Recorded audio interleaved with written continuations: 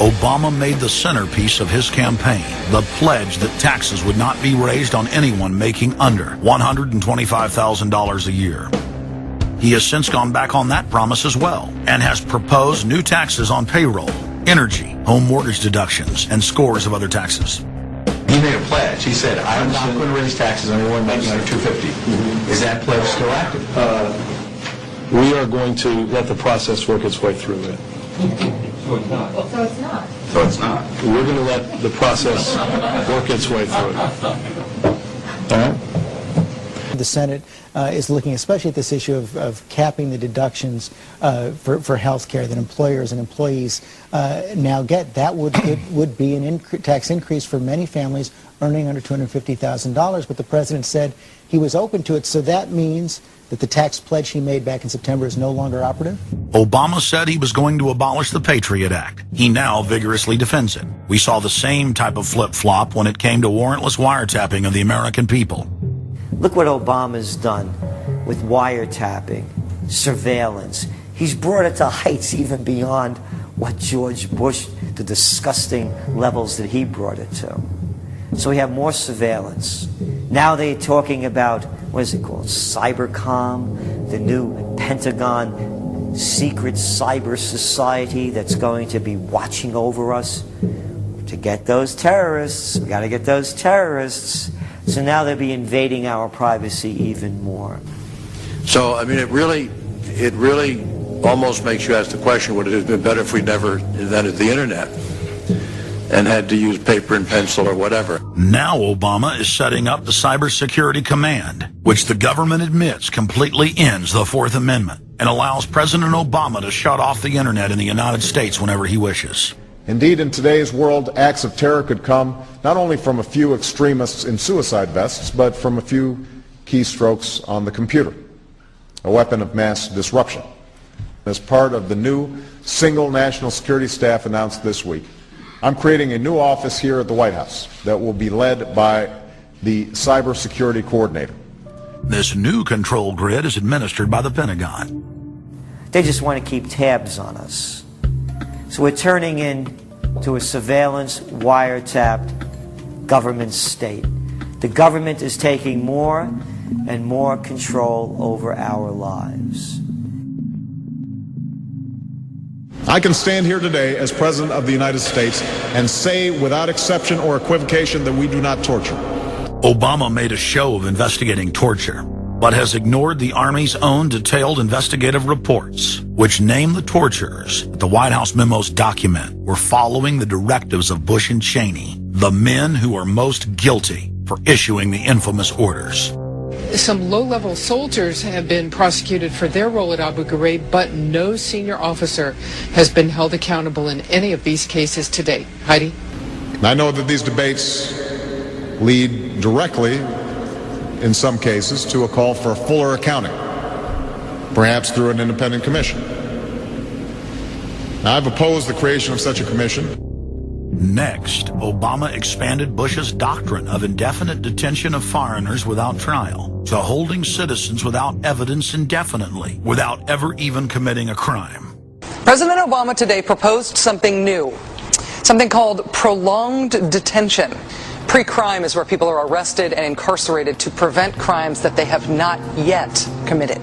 Barack H. Obama, who ran as an anti-war candidate, has continued the war in Iraq, massively expanded the war in Afghanistan, and unleashed a new conflict in Pakistan. Now Obama is promoting the biggest defense budget in history, dwarfing George Bush's war machine.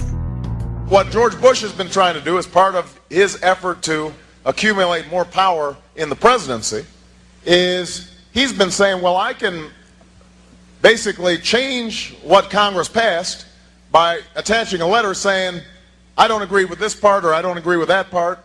I'm going to choose to interpret it this way or that way. That's not part of his power. But this is part of the whole theory of George Bush, that he can make laws as he's going along. I disagree with that. I taught the Constitution for 10 years. I believe in the Constitution, and I will obey the Constitution of the United States. We're not going to use signing statements as a way of doing an end run around Congress. All right? Obama guaranteed that once president, He would stop the unconstitutional practice of issuing signing statements, through which the executive branch illegally usurps the legislative power of Congress. Congressman Kucinich, when he introduced his 60 articles of impeachment against Bush Jr., I think one was the signing statements. The form of the resolution is as follows. A resolution, articles of impeachment of George Bush, President of the United States.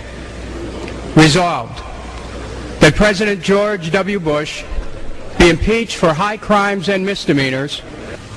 Article 26, announcing the intent to violate laws with signing statements, and in violation of his constitutional duty under Article 2, Section 3 of the Constitution, to take care that the laws be faithfully executed, has used signing statements to claim the right to violate acts of Congress even before he signs those acts into law. Same analysis would apply to Obama, and a fortiori because he taught constitutional law. He knows better.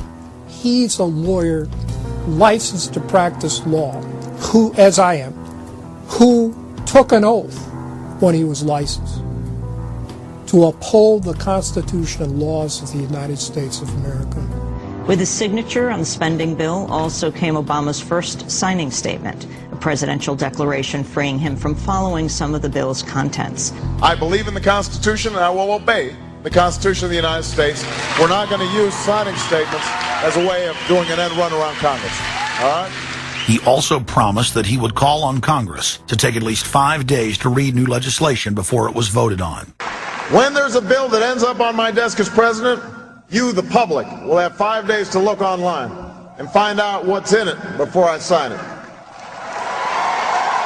so that you know what your government's doing. But from his first day in power, he has aggressively pressured Congress to quickly pass bills before lawmakers and the public even have a chance to see them.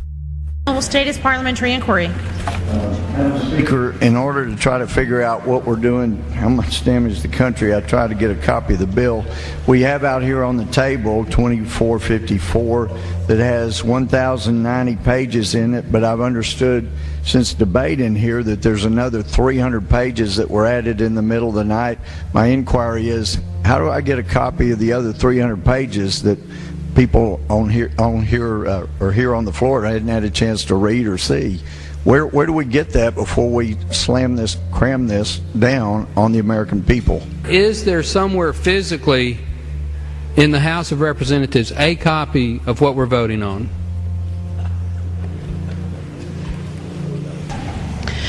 The gentleman has not stated a parliamentary inquiry that the chair can answer. Mr. Speaker, I have to say that I am outraged. Here we are getting ready to vote on a piece of legislation, and we haven't even seen 300 pieces of this legislation. No one can even find the bill or even knows where it's at. Obama swore that he would never put lobbyists or donors in his administration. Treasury Secretary Timothy Geithner appointed Mark Patterson, and this is a former top lobbyist for Goldman Sachs, as his chief of staff. And then last week there was a lot of buzz over William Lynn. He was appointed to the #2 position at the Defense Department. William Lynn, also a former top lobbyist for Raytheon, which is one of the 5 largest defense contractors. He has now broken all previous records by cramming his administration full of contributors and lobbyists who openly write legislation being proposed by the White House. There's a good reason Obama doesn't want to give the people or Congress any time to read the bills.